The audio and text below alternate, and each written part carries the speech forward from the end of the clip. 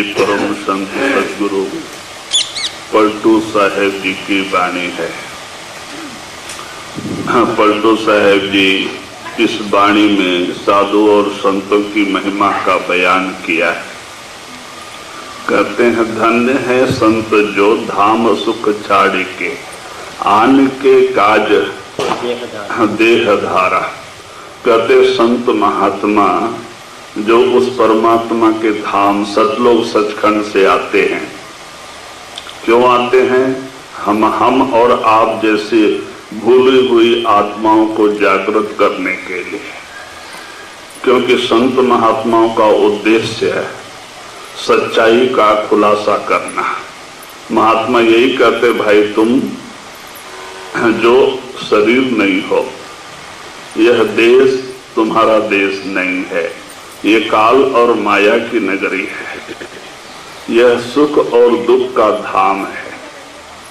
तुम्हारा देश सतलोक सचखंड है, परमात्मा का देश ही तुम्हारा देश है। कहते वहां से आके संत महात्मा हमें सच्चाई का खुलासा करते हैं। वो इस दुनिया में मानव शरीर धारण करके यहाँ का सुख और दुख भी सहन करते हैं, जगह जगह भटकते हैं जीवों के उद्धार के लिए। तो इसीलिए कबीर साहब ने भी इशारा दिया है, तरोवर सरोवर संत जन चौथा वर्षे में है, परमार्थ के कारण ये चारों धारे दे। कहते हैं कि तरोवर पेड़ पौधे, देखो ये भी परोपकार के लिए अपना तन धारण करते हैं। जब उसमें फल लगता है तो झुक जाते हैं। हम उसको पत्थर मारते हैं, वो हमें मीठा फल देते हैं। उनमें कितनी दीनता और नम्रता होती है। तो कहते तरोवर भी परोपकार करते हो, अपना फल आप नहीं खाते, लोगों के लिए फल धारण करते हैं। तो कहते हैं भाई तरोवर सरोवर, दूसरे दो तालाब सरोवर, बरसात का पानी सब इकट्ठा कर लेता है, भाई अपने लिए नहीं, परोपकार के लिए। कितने पशु पक्षी जानवर पानी पी के जाते हैं रात को, और दिन में किसान भाई अपने काम में लेते हैं, गाय भैंस को पानी पिलाते हैं, धोते हैं, आप खुद स्नान करते हैं। तो कहते वो भी परोपकार के लिए सब पानी जमा करता है। तो तरोवर और सरोवर, और तीसरा कहते संत जन, साधु संत महात्मा। जो सच्चे संत महात्मा हैं वो भी इस दुनिया में परोपकार के लिए आते हैं। अपना स्वार्थ, बाल बच्चे का पालन पोषण, कुटुंब परिवार का पालन पोषण तो सारी दुनिया करती है, लेकिन परोपकार का काम साधु संत करते हैं। करते हो पर स्वार्थ के लिए शरीर धारण करके दुनिया में आते हैं और जगह जगह भटकते हैं, जगह जगह दुख और सुख जो कुछ मिलता है सहन करते हैं जीवों के उद्धार के लिए। उनका उद्देश्य है जीवों को उद्धार करना। तो वही कहते हैं तीसरा संत जन, और चौथा वर्षे में, जो चौथा बादल मेघ। देखो समुद्र कितना दूर है हमारे यहाँ से, करीब 3-4 हजार किलोमीटर दूर होगा। वहां से पानी उठा के लाते हैं। जो पानी भाप बन के ऊपर उठता है उसको जमा करके लेके आके जगह जगह बरसात करते हैं, बरसात गिराते हैं परोपकार के लिए। अगर बरसात ही ना गिरे तो हमें भोजन ना मिले, फसल ना पैदा हो, जानवरों को पानी ना मिले, हमें भी पानी ना मिले। तो कहते वो भी एक परोपकार के लिए ही अपना तन धारण करते हैं, मेघ। तो कबीर साहब ने कहा ये चारों परोपकार के लिए पैदा होते हैं, तरोवर सरोवर संत जन चौथा वर्षे में। ये कहते हैं पर स्वार्थ के कारण ये धारे दे। तो वही आप जो पलटू साहब जी इशारा देते हैं कि धन्य है संत जो धाम सुख छाड़े के। कहते हैं अपने वो आनंद का देश, अपने परमपिता परमात्मा का समागम छोड़ के संत अवतार लेके दुनिया में आते हैं, एक गंदे चोले में आके बैठते हैं। ये क्या है? रक्त मांस मज्जा भरा इसमें। कहते इसमें आके अपना आसन ग्रहण करते हैं। क्यों? और जगह जगह जाके सुख दुख को ग्रहण करते हैं जीवों के उद्धार के लिए। जी। धन्य है संत निज धाम सुख छाड़ के, धन्य है संत निज धाम सुख छाड़ के, आन के काज को देह धारा, ज्ञान समशेर ले पैठ संसार में, ज्ञान समशेर ले पैठ संसार में, सकल संसार का मोह तारा। तो कहते भाई संतों के पास एक ही शस्त्र होता है, ज्ञान का। क्यों? उनकी गुरु की कृपा से उनकी रूह अंदर गई होती है, उनकी तीसरी आंख खुली होती है और उनके घट में ज्ञान का प्रकाश होता है। तो कहते हैं वो ज्ञान रूपी खड्ग लेके जगह जगह घूमते हैं और इस मोह माया में जलते हुए जीवों को शांति देने के लिए। कहते कौन सा चीज है जो हमें आज दुखी बनाए बैठा है? कहते मोह। काल ने बड़ा भारी ये बंधन तैयार कर दिया, मोह। अगर मोह ही ना हो तो हम दूसरे से प्रेम ना करें, एक दूसरे का पालन भी ना करें। वो भी होना जरूरी है खाली दुनिया को चलाने के लिए, लेकिन भक्ति के लिए मोह का विनाश भी होना जरूरी है। अगर मोह है तो हम कभी भी अपने अंदर जाके उस मालिक से नहीं मिल सकते। तो कहते हैं कि वो ज्ञान रूपी खड्ग लेके हमारे मोह के अंधकार को दूर करते हैं। महात्मा क्या करते हैं भाई? हमें नाम दान देते हैं, इस शरीर में जाने का साधन और तरीका समझाते हैं। महात्मा यही कहते हैं भाई, अगर इस दुनिया में कोई जीता जागता मालिक का मंदिर है तो मानव शरीर है। हर मंदिर यह शरीर है, ज्ञान रतन प्रगट होए, परमात्मा का जीता जागता मंदिर मानव शरीर है। इस शरीर को परमात्मा ने अपने रूप के ऊपर बनाया है। जैसे दुनिया में जो भी कुछ सामान परमात्मा ने बनाया है, सब इस शरीर के अंदर परमात्मा रच के आप खुद अंदर बैठा है। अपने पास आने के लिए इसी के अंदर ही वो रास्ता भी रखा है। वही रास्ता हमें कामिल मुर्शिद पूरा गुरु बताते हैं। वो ये नहीं कहते भाई बाल बच्चे छोड़ दो, पीला कपड़ा रुद्राक्ष पहन लो, सन्यासी बन जाओ, उपवास रहो, जंगल पहाड़ों में जाके मरो। कहते नहीं भाई, दुनिया में रहो, दुनिया में रहो, लेकिन 2-2.5 घंटे की रोज बैठक बनाओ। आप इस 9 दरवाजे को छोड़ के 10वें में आ जाओ, ये 6 चक्कर पार करके 7वें में आ जाओ। आपकी यहाँ तीसरी आंख खुल जाएगी। जब आपकी रूह अंदर प्रवेश करेगी, तीसरी आंख खुलते ही आपकी आत्मा अंदर प्रवेश करती है। तो क्या देखती है?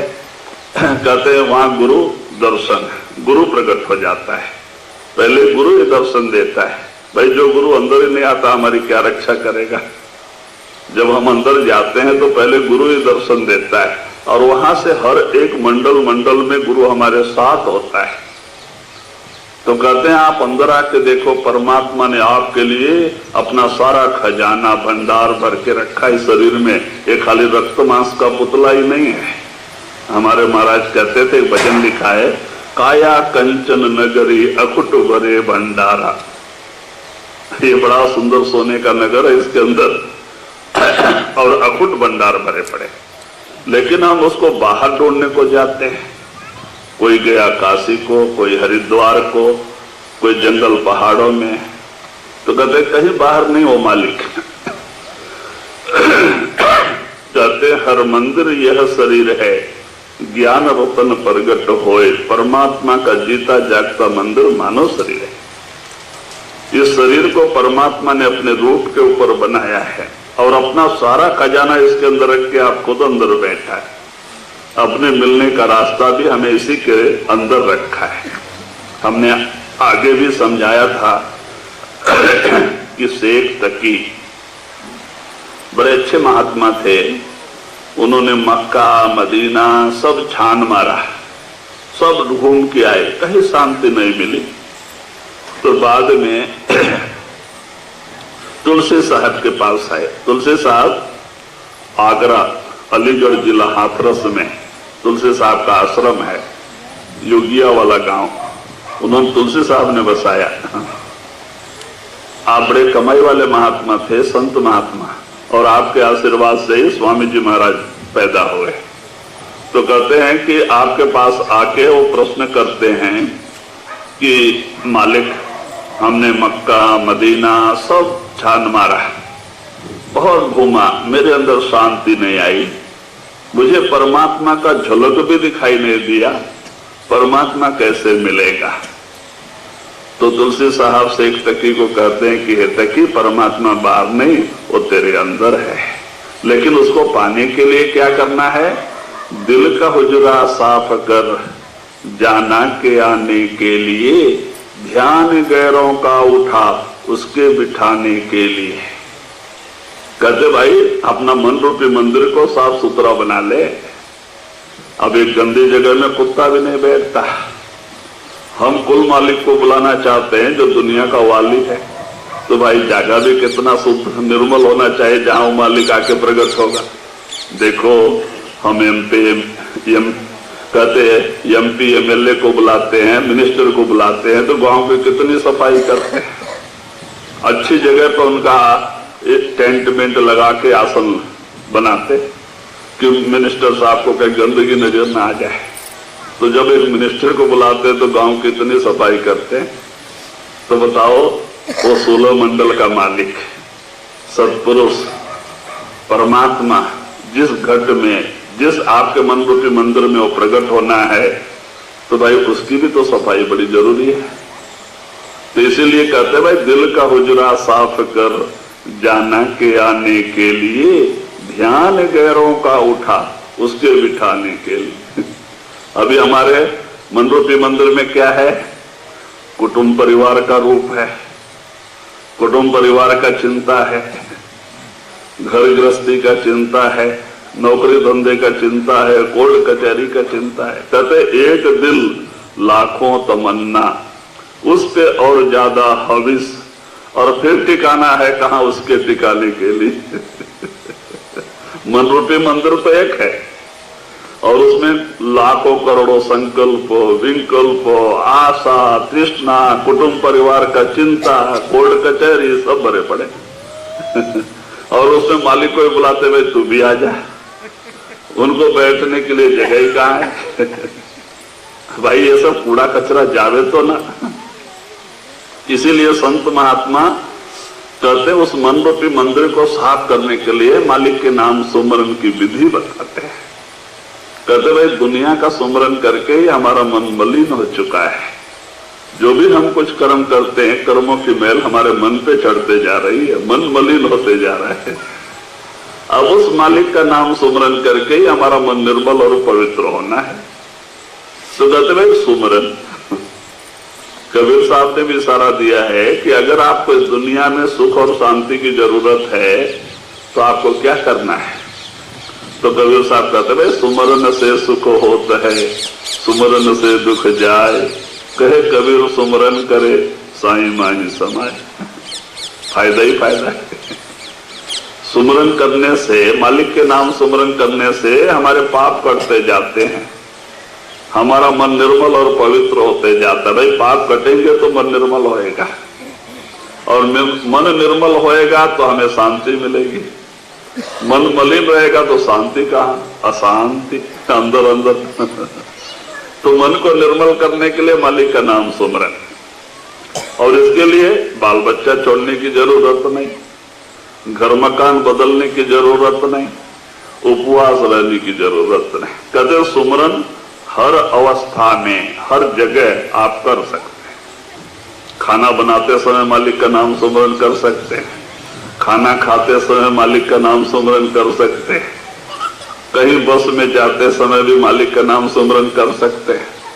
तो कहते जितना आप मालिक के नाम सुमरन से जुड़ोगे उतना आपका मन रूपी मंदिर पवित्र और निर्मल होते जाएगा। कहते भाई जब मन निर्मल होएगा आपको शांति मिलेगी, और एक दिन आपका चित्त स्थिर हो जाएगा, आपकी आत्मा रूप चढ़ाई करने लगेगी और ये 6 चक्कर पार करके 7वें में आ जाएगी। लेकिन जब तक मन निर्मल नहीं होगा हमारी आत्मा चढ़ाई नहीं कर सकती। तो इसीलिए वही आप कहते हैं कि संतों के पास ज्ञान का खड्ग होता है, ज्ञान रूपी तलवार लेकर के वो दुनिया में घूमते हैं और लोगों का जो है उस नाम दान नाम का विधि बता के ये मोह और माया से उसको जीव को हटाते हैं, क्योंकि मोह का बंधन बड़ी विचित्र बंधन है। देखो हम कितने वर्षों से महात्माओं के समागम में जाते हैं, सत्संग सुनते हैं, महात्मा कहते भाई भजन सुमरन करो सुमरन करो सुमरन करो, लेकिन मन करने देता है, फिर बार बार दुनिया का सुमरन से जोड़ देता है। दुनिया का सुमरन तो बड़े प्रेम प्यार से करते हैं, मालिक का नाम सुमरन करने नहीं देता है ना। भाई क्यों? मन मलिन है और मलिन मन दुनिया की तरफ भागता है। मन निर्मल होएगा मालिक की तरफ जाएगा। मन को निर्मल करने के लिए सुमरन की जरूरत है। सुमरन सुमरन सुमरन कहते भाई सुमरन बड़ी ऊंची चीज है। तो इसलिए ज्ञान का खड्ग लेके संत सारे दुनिया में संचार करते हैं और हमारे मोह रूपी अज्ञान को दूर करके हमें भक्ति करा के अंदर लेके आते हैं और हमारी तीसरी आंख खोल के हमें सब कुछ अपने अंदर बता देते हैं। वो नहीं कहते भाई बाहर है, बाहर कुछ नहीं, भ्रम है, सब कुछ आपके अंदर है। परमात्मा की सारी बादशाहत आपके अंदर है, अंदर आके ही आप उसको पा सकते हैं, आप धन्य हो सकते हैं। जी ज्ञान समशेर ले पैठ संसार में, ज्ञान समशेर ले पैठ संसार में, सकल संसार का मोह हटारा। प्रीति सबसे करे मित्र और दुष्ट से, प्रीति सबसे करे मित्र और दुष्ट से, भले और बुरे दोषी से धारा। तो वही आप कहते हैं कि संत जो होते हैं सच्चे संत, वो चाहे वो बुरा होवे, कहते हैं वो बुरा होवे या अच्छा होवे, शत्रु होवे या मित्र होवे, अपना होवे या पराया होवे, कहते वो सबसे प्रेम करते हैं। जो भी उनके पास आता है सबको एक समान दृष्टि से देखते हैं, वहां भेदभाव नहीं करते हैं कि भाई ये अपना है वो पराया है। जो भेदभाव करते हैं वो महात्मा ही नहीं। भाई सब घट मेरे साइया सुनी से जना कोई, कहते सारे घट में वही मालिक का नूर है, वही मालिक का जो है अंश आत्मा है। अब कौन भलो को मंदो, कौन अच्छा कौन बुरा, कहते भाई अपने ये तो जीव कर्म करके भला बुरा हो गया, लेकिन आत्मा बुरा भला नहीं है। महात्माओं की दृष्टि आत्मा पे होती है। आत्मा का कोई जात नहीं, आत्मा का कोई कुल नहीं, और आत्मा कोई भला और बुरा नहीं। भला बुरा तो मन है। जो कुछ कर्म करते हैं उसका कर्म का मलिन जो है पाप सब मन के ऊपर चढ़ता है, मन मलिन होता है, आत्मा नहीं। आत्मा तो परमात्मा का अंश है, निर्मल है, पवित्र है। बंध और मोक्ष का कारण मन है, शरीर भी नहीं। ये तो माटी का है, 5 तत्व का पुतला। कहते किसी को 70-80 साल के लिए मिला है, हमारे दादा परदादा कैसे छोड़ के चले गए, हमें भी छोड़ के जाना है। कहते हमारी जात पात कुल मर्यादा जल के 2 मुट्ठी राख बन जाती है। इसको शरीर को क्या कर, इसको मुक्ति नहीं, मुक्ति मन को। महात्माओं को आत्मा के उद्धार के लिए पहले मन का उद्धार करना पड़ रहा है। मन को सत्संग के जरिए समझा बुझा के इसको भक्ति के रास्ते पे ला के फिर नाम की विधि बता के इसको अंदर लेके आते हैं। मन जब अंदर आ जाता है, इसको नाम की लज्जत, शब्द की लज्जत मिल जाती है, तो मन जाके शब्द से जुड़ जाता है और शब्द को छोड़ के मन बाहर आना ही पसंद नहीं करता। तो जो मन आज हमारा शत्रु है, कल वो हमारा मित्र बन जाता है। हम नहीं चाहते हैं, लेकिन मन शब्द में जुड़ा होता है। तो कहते जाप अजपा बन जाता है। अभी तो आपको सुमरन करना पड़ता है जबरदस्ती, लेकिन बाद में मन ही सुमरन करता है। उसको पता लग जाता है मैं इंद्रिय नहीं, मैं शरीर नहीं, मैं तो ब्रह्म से आया हूं। मन कोई छोटी मोटी चीज नहीं, ये त्रिलोकी का मालिक है। कहते हैं 33 करोड़ देवी देवता, ब्रह्मा विष्णु महेश्वर सब इसके अंडर में हैं, सब पे इसका अधिकार है।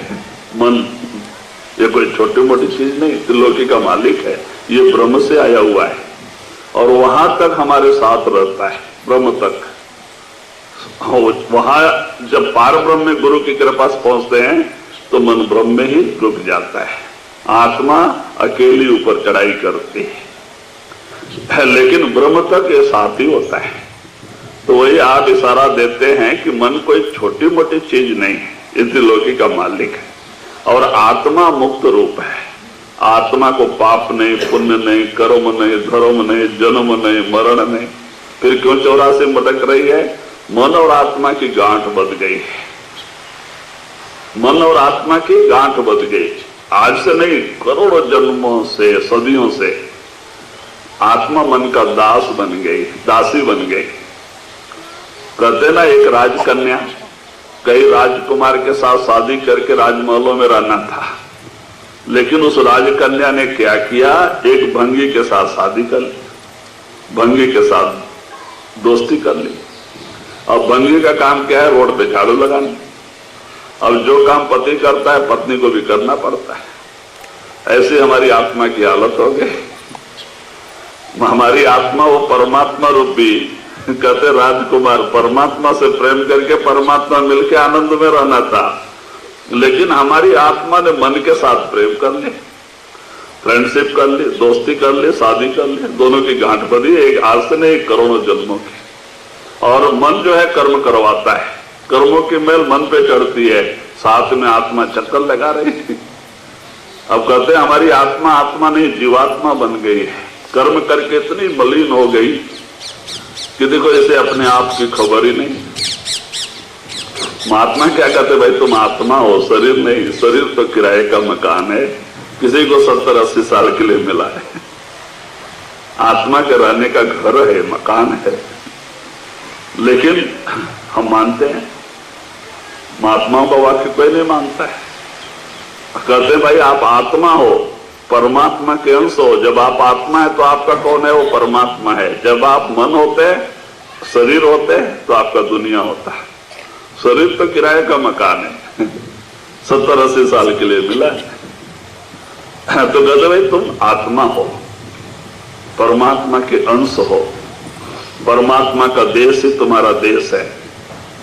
हाँ, ये नगरी काल और माया की है।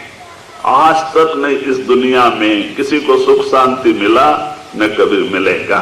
सुख शांति आपके देश में है। तो महात्मा उस देश में चलने का संदेश देने के लिए आते हैं और हमें सत्संग के जरिए समझाने की कोशिश करते हैं। महात्मा जबरदस्ती नहीं करते।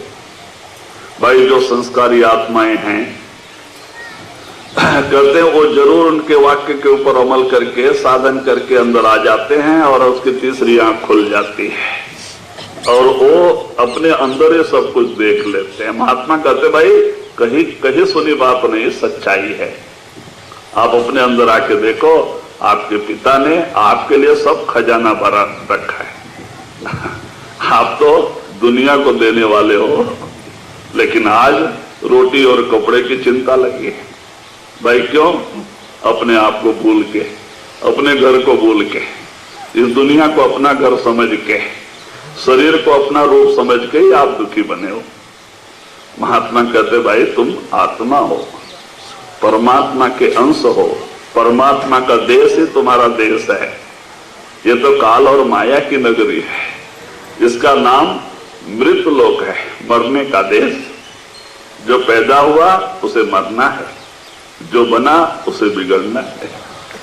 ये कोई शाश्वत नहीं दुनिया में। इसीलिए तो कहते हैं ना, राम गयो रावण गयो जाको बहु परिवार, कहे कबीर थिर नहीं सपने जिम संसार। हम आप ही नहीं, हमारे दादा परदादा ही नहीं, राम रावण जैसे बड़े बड़े राजा महाराजा भी आके दुनिया से चले गए। रावण कभी सपने में नहीं सोचा था कि मुझे मारने वाला कोई पैदा होगा। उसने ऐसी ऐसी तपस्या किया था, ऐसे ऐसे वरदान मांगे थे, और उसको यह अहंकार था कि मुझे मारने वाला न पैदा हुआ न कभी होगा, लेकिन मरना पड़ा। 10 दिन लड़ाई हुई। देखो दशहरा चल रहा है। 10 दिन लड़ाई हुई। कहते हैं कि 7 दिन के अंदर उसके 1 लाख पुत्र 1.25 लाख नाती। रावण के कोई कम नहीं थे बाल बच्चे, 1 लाख तो उसके लड़के थे और एक से एक तपस्वी। 1.25 लाख तो उसके नातू थे। कबीर साहब ने कहा है ना, 1 लाख पुत्र 1.25 लाख नाती, ता रावण घर दिया न बाती। कहते ऐसे रावण का इतना बड़ा कुटुंब था, एक से एक तपस्वी थे, लेकिन 7 दिन में सब सर्वनाश। राम रावण का युद्ध 3 ही दिन हुआ, तीसरे दिन रावण भी गए। तो कहते भाई क्यों, जो पैदा हुआ उसे मरना है, जो बना उसे बिगड़ना है। ये दुनिया की रीति है। इस दुनिया का नाम क्या है? मृत लोक। और ऐसे दुनिया में आके हम सुख और शांति की आशा करते हैं। महात्मा कहते भाई सुख और शांति बाहर नहीं, दुनिया में नहीं, आपके अंदर है। अगर गुरु का कहना मान लो, 2.5-3 घंटे रोज सवेरे उठ के मालिक के भजन बंदगी से प्रेम प्यार कर लो, आपकी आत्मा सिमट के 9 दरवाजे से 10वें में आ जाएगी, आपकी तीसरी आंख खुल जाएगी, सच्चाई आपको अपने अंदर मिल जाएगी, आपकी सारी आशा तृष्णा खत्म हो जाएगी, सच्चा सुख और शांति आपको अपने अंदर मिल जाएगा। जब सच्चा सुख शांति मिल गया, आशा तृष्णा खत्म, मन जाके शब्द में समा जाता है। शब्द को छोड़ के मन दुनिया में आना ही पसंद नहीं करता। तो जहां मन नहीं वहां आशा और तृष्णा नहीं। दुनिया कैसे चल रही? मन से। मनोमयम जगत्ता, मन का एक काल्पनिक रूप ही संसार है। अगर कल्पना नहीं तो संसार भी नहीं। सारा कल्पना के ऊपर है। तो कहते हैं सब मन का खेल है। तो इसलिए महात्मा कहते भाई दुनिया में रहना है, ये हमारा लेन देन का हिसाब किताब है, पिछले कर्मों का, पिछले जन्मों का। किसी का किसी से लेना होता है, किसी का किसी को देना होता है। ऐसे ही आत्माएं एक कुटुंब परिवार के रूप में जमा हो जाती है, और जिस दिन उनका लेना देना खत्म होता है, एक एक साथ छोड़ के चलते जाते हैं, बोल के भी नहीं जाते, चलते जाते हैं। और जीव अज्ञान वसात दुखी होता है कि मेरे अपने चले गए, अपने चले। भाई अपना होता तो जाता क्यों? जिस दिन हम पैदा हुए हमारे साथ कोई पैदा नहीं हुआ, जिस दिन हम मरेंगे हमारे साथ कोई मरने वाला भी नहीं, तो हमारा क्यों कौन है? हमने बनाया है कर्मों के हिसाब से 4 दिन के लिए, ये कर्मों का हिसाब किताब है। और यहाँ पे हर जीव अपने अपने प्रारब्ध के अंडर में है, प्रारब्ध कर्म के अंदर है। पहले बना प्रारब्ध, पीछे मिला शरीर। आपके पिछले किए कराए कर्मों में से कुछ कर्म निकाल के प्रारब्ध कर्म तैयार करता है काल, और उसी कर्मों पे ये मानव शरीर दिया जाता है। सब आप पैदा होने के पहले रजिस्टर्ड लिख के भेजा गया होता है। किस समय क्या क्या होना है, क्या क्या मिलना है, क्या सुख दुख जिंदगी में आना है, सब रजिस्टर्ड है। अगर आप रात दिन दुनिया का चिंता करो तो एक तो कम भी नहीं होता। बगैर चिंता फिक्र के ड्यूटी बजाते जाओ तो भी कुछ कम नहीं होता। वो अपने समय पे सब होते रहता है।